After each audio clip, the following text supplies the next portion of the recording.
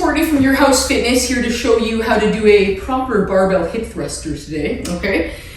Sometimes you might hear it called an elevated glute bridge, but that's sometimes confusing because sometimes that means your feet are up here and your head's on the floor. Anyway, these are just generally called barbell hip thruster, okay? So I've got myself an Olympic barbell here and I've got myself some padding. Very important component if you plan to do this with weight on the bar, okay?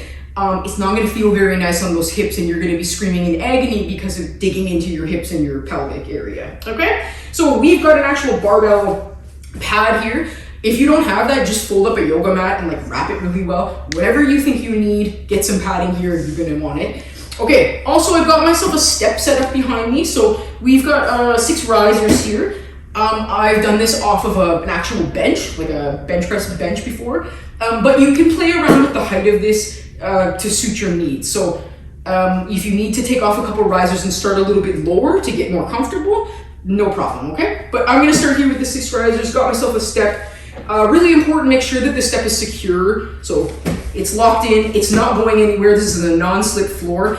I have seen people try to bend or do a lift with like 400 or 500 pounds on this thing, and this isn't secure, and goodbye. Like you're just gonna end up smacking your head on the floor. So 2 things, make sure you got a little bit of padding for the hips, make sure that whatever you're gonna be coming up on is secure, okay? So we've got that. So I'm gonna center myself, okay? These are all the little things that nobody ever thinks of, but make sure that you're in the center of it, okay, all right? And then make sure that the barbell is centered. Nothing makes me laugh more at people than when they didn't line this up, okay, and they're trying to lift and the weight's off tilt, okay? So it's right in the center here, and basically what I'm gonna start off doing is getting my elbows up here so I can get my back up on the step, okay? So the first thing I'm gonna do here is pull my feet up as best I can so that I can get my heels down on the ground, okay? And the first thing I'm gonna do here is just make sure that I can get up onto the step, okay? I'll walk you through that in 1 second, but basically I wanna make sure that most of my thoracic spine is on the step. So basically, again, you might not know your anatomy and that's okay, but I've got like T12 and higher is up on the step. So for me, I like that, I prefer that. So I've got lots of security here, okay? So from here, I'm gonna tuck my chin, keep myself nice and tight, but basically I'm gonna make sure that my hands are also on the bar. I wanna make sure everything is very secure. So some guys like to go a little wider. Again, I like to go as close as I can to this guy, to this pad here. And then basically from here, the majority of the weight is in my heels, but I am using my entire foot. So you might see if people are having a hard time engaging their glutes, they're going to be told to lift the toes up to make sure that they can get a good drive. No problem. Listen to your trainer on that, but just make sure that eventually you should be able to do this with a flat foot, okay? And the drive is mostly through the heels, so they're not wrong when they tell you to lift those toes up, okay? But basically what I'm gonna wanna do is drop my hips down, okay? I don't wanna hurt my back, so you don't need to drop all the way to the ground, okay? So, especially if you're up on 6 risers like me, I'm not tall enough for that, so I'm just gonna drop until I feel a bit of a relaxation in the glutes, if you will. And then I'm gonna squeeze my butt as hard as I can. I'm gonna drive my hips up. Now, at the top here, again, we'll go over a few other things in a second.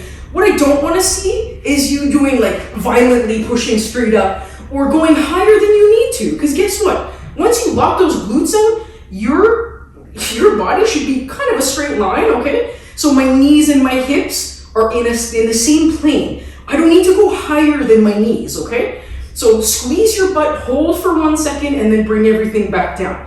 Okay, so let's break that down again. So, first things first. I get myself into position, and I need to get my back up on that bench, okay? So I'm gonna get my back up on the bench, here we go. I'm gonna check my feet, make sure that my heels are roughly under my toes.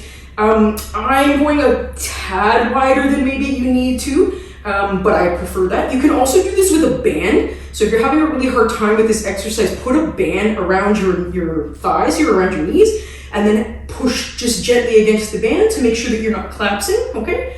And then from there, remember, I'm just dropping a teeny little bit, just enough that I kind of feel like I'm relaxed a little bit. And then from there, I'm gonna push.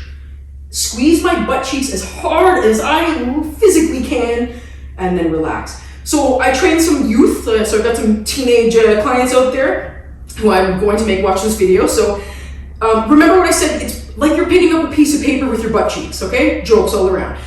There's the piece of paper, maybe it's worth millions of dollars. You don't want anybody taking that, so you're gonna pick up the piece of paper and squeeze. You're not letting that piece of paper go, so those butt cheeks better be clenched, okay? Hopefully I made my point there. And basically you would do a set like that. So also your head is here. So you're tucking your chin and you're looking down your body, okay? Try not to be like this. I love when people like to have a nap like this. There's a whole lot of things wrong here, and it pulls the back out of alignment for the purpose of this exercise. So you don't get to get up on the bench and like hang out and have a nap here and try to do your hip thrusts, okay? Hilarious. So just tuck your chin, give yourself triple chin, okay? Looking forward, okay? And just squeezing until your hips are in the same line as your knees, okay? General rule of thumb. Now my butt cheeks, this is just the 45-pound bar. I don't even know how many I've done right now, but my butt is feeling it. Understand this is for your bum and your lower back. So you do need to feel this in your bum, okay? If you're feeling fatigue in the lower back and fatigue in your bum, I'm okay with that, that's good. If you feel absolutely nothing in your butt and you're doing everything properly, you're gonna have to check out some of the tutorials on glute activation exercises because this is the best glute activator I have ever come across. It's the best, it's the king, okay? Do this exercise before you're doing deadlifts. You don't have to go to failure or fatigue, but as a primer, you could do a set before you're doing squats, a set before you're doing deadlifts, any of the big lifts that require very good glute engagement, or you're gonna hurt yourself, right? Especially if you're lifting a lot of weight.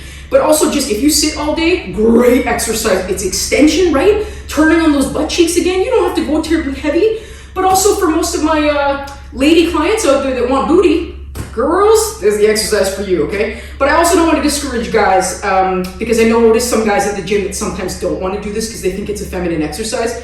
Boy, you put some weight on that. If those glute cheeks, wow. If your butt cheeks aren't working, you ain't going to be doing any special exercises. Let me tell you that. Those squats, those deadlifts, nothing.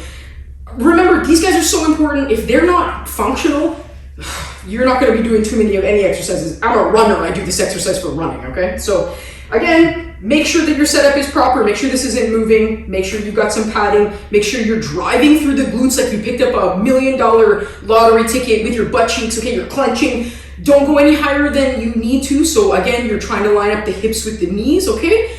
Hold for a couple of seconds, making sure that you're feeling that in your bum. If you're not feeling that in your glutes, I really would suggest getting a band, put it around your legs, do this exercise with a little bit of abduction or just a slight bit of outward pressure to help you activate those glutes.